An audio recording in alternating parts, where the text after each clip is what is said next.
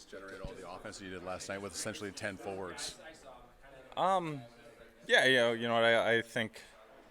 Honestly, it gets a little easier when you go from 11 to 10, just because now it's almost just a three-line rotation, right? So, you're not getting that double shift where now you're a little tired for your regular one. So, obviously, super unfortunate with Raz going down, and I think it's tough to game plan when you're going a forward short to lose one so early into the game, but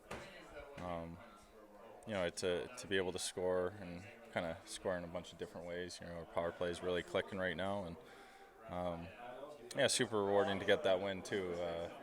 Obviously, Jersey's missing a couple key pieces, a couple of the best players in the league, and it's important you take advantage of that when you're playing teams that are shorthanded. I guess how grateful you are you have the 2 days off between games too as well. Yeah, you know what I think. Kind of the 2 day breaks are huge, especially kind of when the minutes get elevated a little bit. But I think Arnie did a great job actually.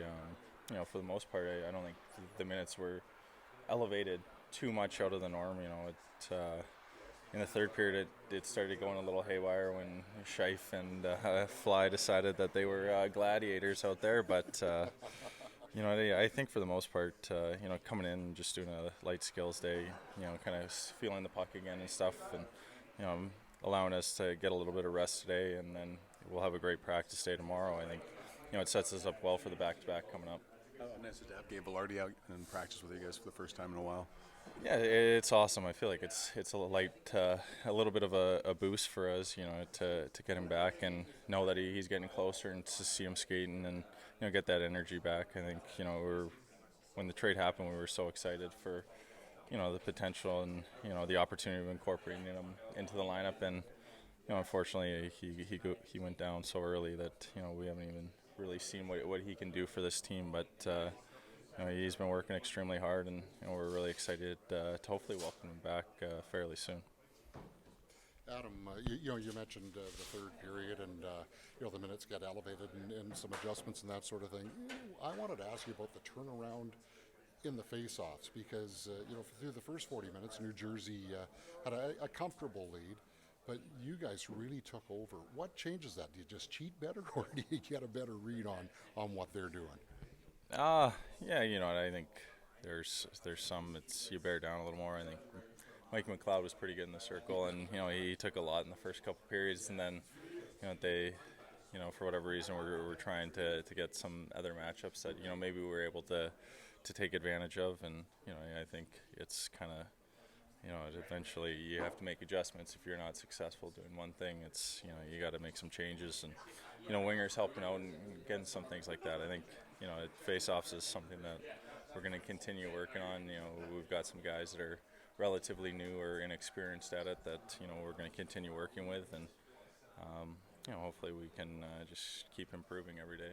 You guys were kind of working on a bit of a skills competition type format, or at least skills format there, and I know the skills competition is still a ways away, but I was thinking, with all the talk about guys that are reaching different speeds and that sort of thing, you're a cerebral guy, you're really deep on hockey.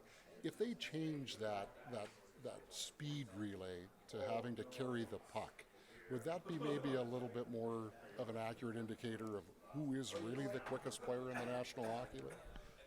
Yeah, I think it's, that's where, McDavid might not have the top speed, but you look at him carrying the puck, he's not really losing a whole lot of speed. So, there's, a handful of guys that might be able to keep up with him, in a foot race. But then, for him to be able to do what he can do, use his hockey IQ, and, create at the speed he does, I think that's, the indicator of really the true fastest player. I think,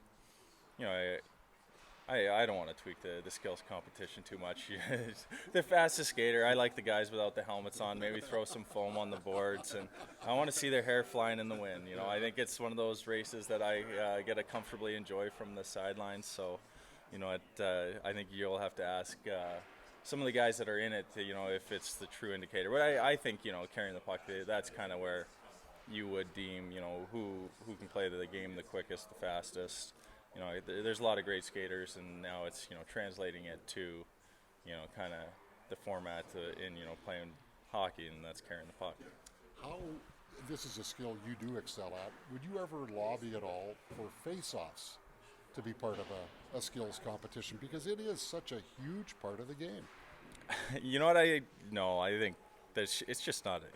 It would just be vanilla TV. You know what I mean? Like it's just. I think the skills competition and what they've been able to do. The hardest shot's kind of the one everyone comes for. It's too bad there's nothing like the home run derby where you can really make a night out of it out of one event. So I think face-offs, rightfully so, will stay far away.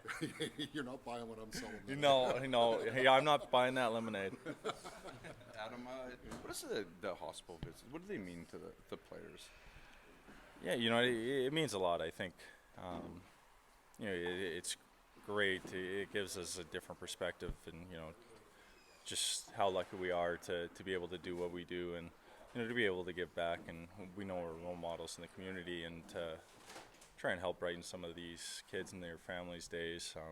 Obviously they're going through extremely tough times, and it means a lot. I think to see the smile on the kids' faces, it's certainly rewarding, and it's one of those days where we look forward to going. I think the interactions you get to have with the kids, and the thank yous from their parents and things like that. It certainly means a lot, and it's an hour or two out of our day, but it makes a big difference for them, and that's something we're really happy to do, is to try and support them while they go through such difficult times. It's an emotional day for players at times, or I think that's fair to say. I think it can be heavy. I think it's these kids are battling various things. Some of their prognoses aren't great, and the joy they have, the enthusiasm they have for life, and it's tough. Sometimes you leave, and you almost feel drained. You're sad that they're put in this position, and you hope that you were able to kind of leave a lasting impression on them, and positive memory that maybe they can hang on to while they're battling.